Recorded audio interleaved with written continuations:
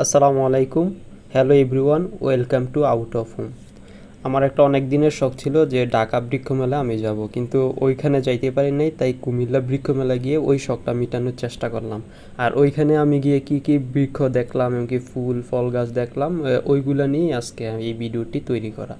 তো বিষয়টা হলো যে এরকম ওইখানে যে ফুল গাছের চেয়ে আমি ফল গাছ বেশি দেখছি এরকম না, ফুল গাছের তুলনায় ফল গাছ খুব কম ছিল। আর বৃক্ষ মেলাটা হয়তো এরকমই। আর ওইখানে অনেক গিয়ে অনেক নতুন নতুন গাছ দেখছি এবং কি ফল গাছ দেখছি। আর ম্যাক্সিমাম ওইখানে এরকম ধরনের ভ্যারাইটিস ফুল ফল গাছ ছিল যেগুলো আসলে দেখে রিয়েল মনে হইতেছিল না। দেখে অনেকটা মনে হইতেছিল যে আর্টিফিশিয়াল ফল এবং কি ফুল গাছ।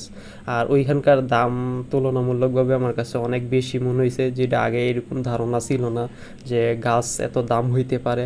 বিশেষ করে ইনডোর থেকে আপনার মানে আউটডোরের গাছগুলো অনেক দাম কম ছিল, আর ইনডোরের গাছগুলো অনেক বেশি ছিল।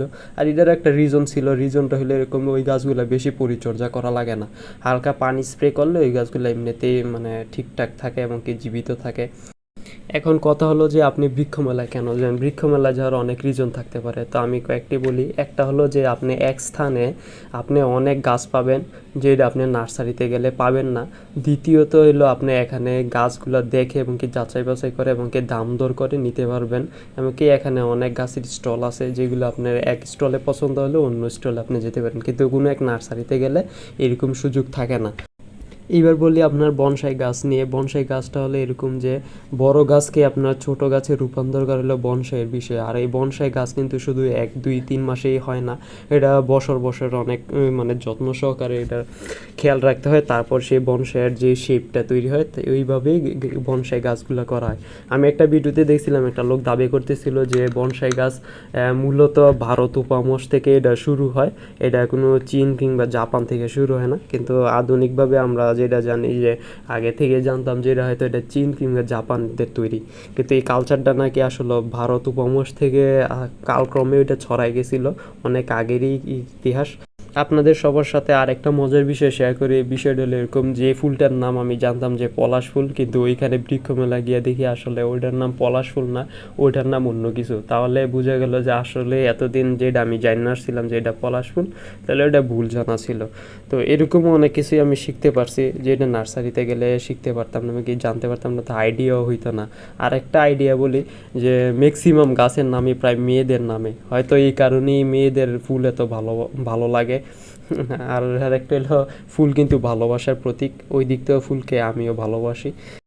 সর্বশেষ দুটি কথা বলবো। একটি হলো গাছকে ভালোবাসুন, কারণ গাছ মানুষের প্রকৃত বন্ধু। এই বিষয়টি আপনারা নানা দিক থেকে উপলব্ধি করতে পারেন যদি একটু রিয়েলাইজ করেন। দ্বিতীয় কথাটি হলো যে গাছ লাগান, পরিবেশ বাঁচান। গাছ লাগিয়ে পরিবেশ বাঁচানোর বিকল্প নেই। এখন এমন এক পরিস্থিতি হয়েছে পুরো ওয়ার্ল্ডের, যে গাছ লাগান ছাড়া আসলে কোনো সুযোগ নেই। অনেকে হয়তো গাছ লাগানোর বিষয়টার সাথে অনেকে অভ্যস্ত না, তো এই বিষয়টার জন্য আপনার কিভাবে অভ্যস্ত হবে সেই বিষয়টা আগে আপনি রিয়েলাইজ করতে হবে।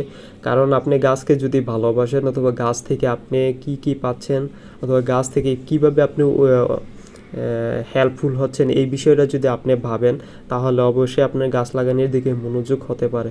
তো বিষয়টা এত ক্রিটিক্যালও না। আপনার আশেপাশে অল্প একটু জায়গা থাকলে কিংবা আপনার পরিত্যক্ত কোনো জমি থাকলে ওইখানে আপনি গাছ লাগাইতে পারেন।